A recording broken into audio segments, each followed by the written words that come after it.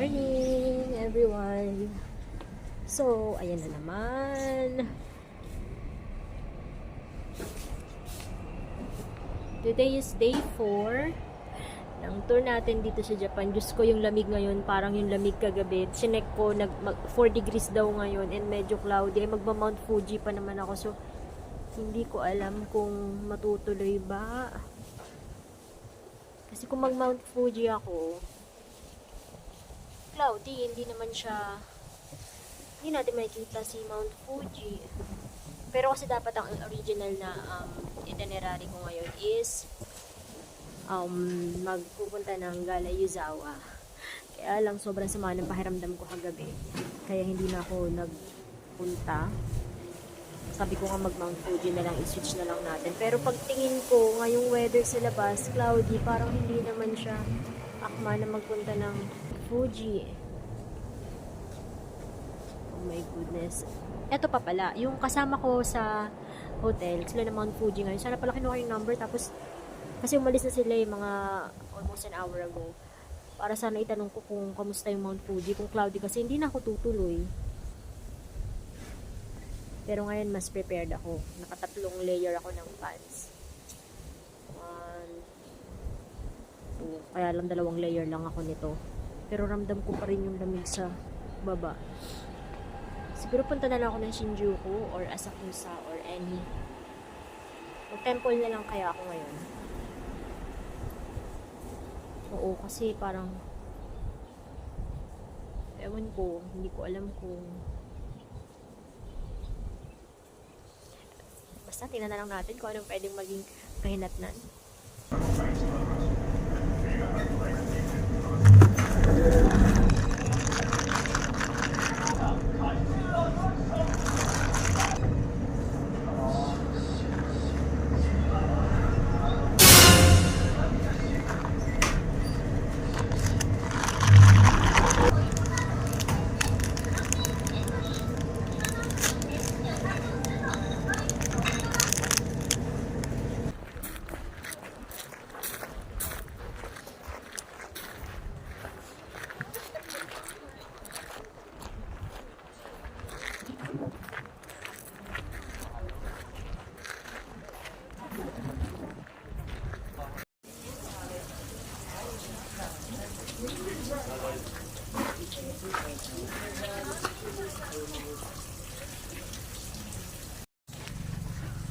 Tapos namin mag-wash doon.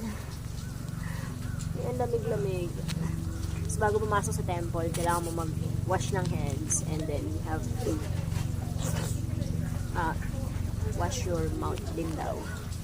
And then, pagkatabi dito, ito na yung pinaka-temple.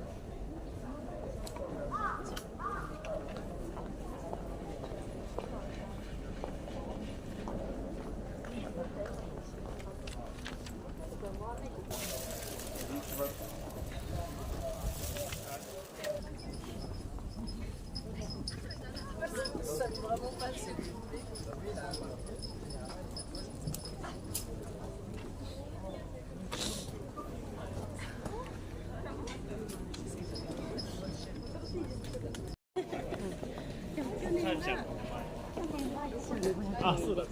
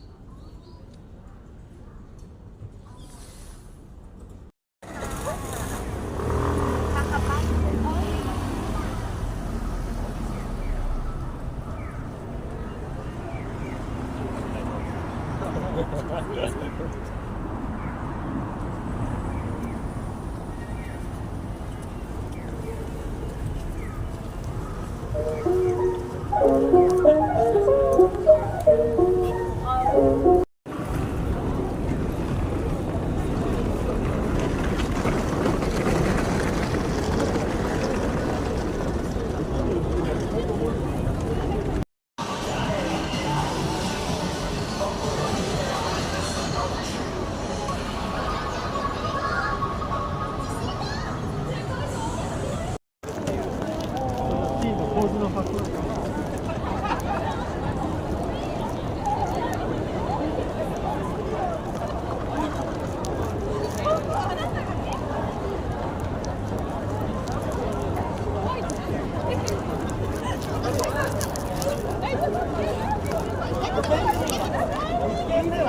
昨日上野で最後に飲んだよな。Extra party.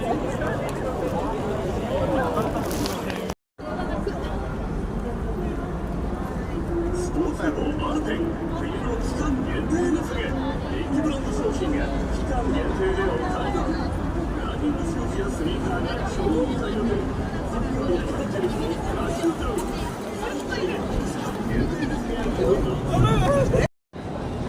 Dito ako ngayon sa Shinjuku, sa may Kabukicho.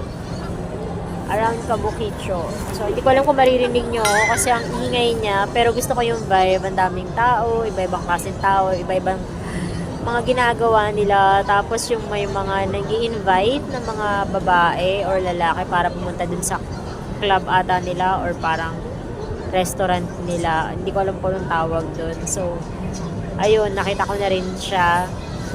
Ang lapit lang pala nito sa ano ko, sa pinag-stayan ko. So, enjoy na enjoy ako. Kasi ang colorful, iba yung vibe.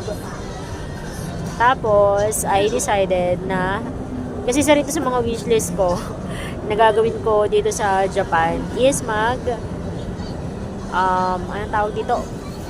Wala lang, uminom lang ng beer, tapos, enjoy lang yung night. And ito yung ginagawa ko ngayon. Actually, ubus na siya. So, next kung gagawin, nagpapahinga lang ako actually, pero gusto kong uminom ng beer. Tapos gusto ko na parang, hindi ko alam kung seafood or something na,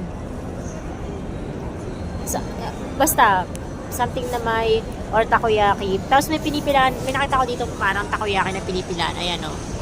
Kung makikita ninyo, parang, ang haba ng pila niyan kanina, pero ngayon medyo maiksi na lang. Siguro kasi dahil it's getting late na. Hindi naman super late, 9:34 pa lang naman ang gabi. And I'm wondering ano kaya yung itsura nito kapag mga 11 na. Nakakatuwa kasi hindi man nasunod yung plano ko ngayon na pumunta sa Mount Fuji kasi cloudy daw per weather forecast. So ayun, nag-temple na lang ako and then nagpabudol sa ABC Mart sa may Harajuku. Tapos pumunta ako ng Shibuya. Ay, hindi. Sa Shibuya pala ako bumili sa ABC Mart doon. Tapos, nagpunta rin ako ng Harajuku. May nabili ako doon na 2 sapatos. Tapos, may mga sapatos din ako nabili sa may ABC Mart. Which is ang mura niya. Actually, mas mura siya. Ay, hindi naman. Parang tama lang pala. Kasi, bukod doon sa tax-free, may discount pang binigay sa akin yung store owner. Kasi, parang display na lang yung available. So, parang medyo may alikabok lang. Tapos yun, diniscountan pa rin niya ako. Expected naman talaga na pag-display, syempre, aalikabukin yun. Pero, ayun, binigyan pa ako ng discount. Syempre, masaya ako dahil discount din yun. ayun, kahit hindi man nasunod yung sa itinerary ko, happy pa rin naman ako kasi I make the most out of my day for today, mga activities. Tapos ngayon, pag uwi ko, since 24 hours naman yung Mega Donkey, yung mga pasabay sa akin, pupuntahan ko. Tapos ano nga, lagi ko nakakalimutan yung ano eh, yung drugstore dito, Matsumuya ba yun? Nakakalimutan ko talaga siya kasi mas mura din kasi doon. So, baka maka 5,000 plus ako, then tax free.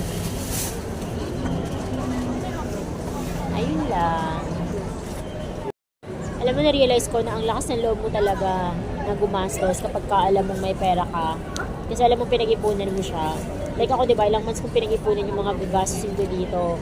And kampante ako na pag-uwi ko sa Pilipinas, at least okay pa rin naman ako dahil may budget pa. Nung umalis nga ako doon, binadgetan ko sila ng for 2 weeks eh. Nag-grocery ako and all. Tapos yung mga gagastusin ko dito.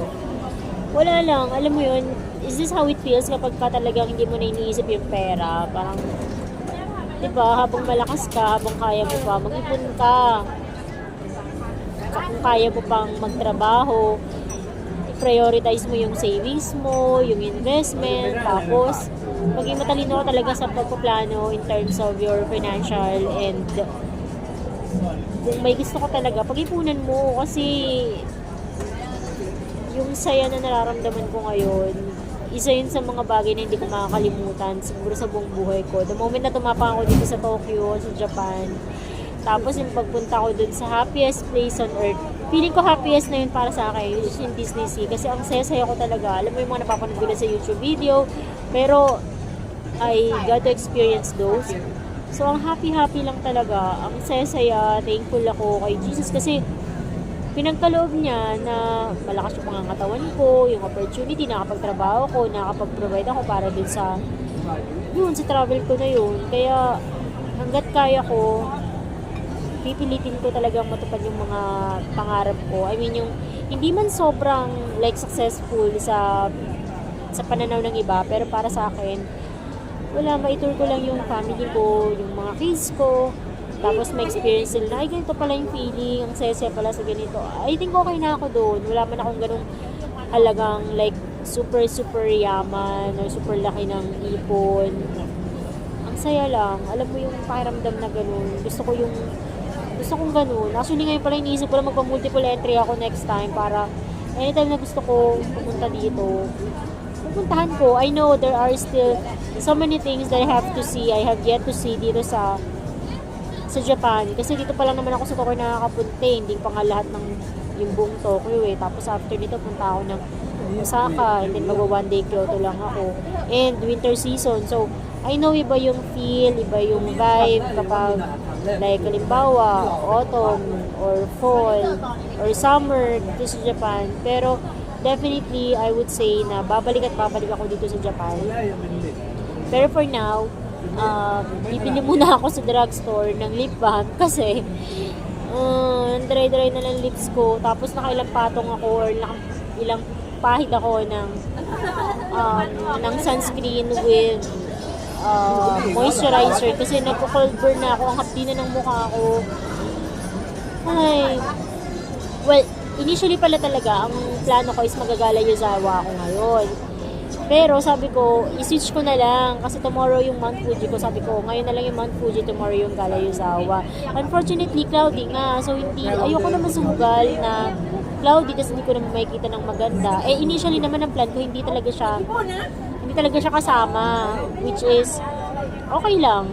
Kahit napuntahan ko siya or hindi ko siya mapuntahan, okay lang sa akin. Pero yung Gala Yuzawa kasi, nasa plan ko talaga siya. It's one of my must see dito sa Japan. So, ipupush ko talaga yon. And, ayun lang.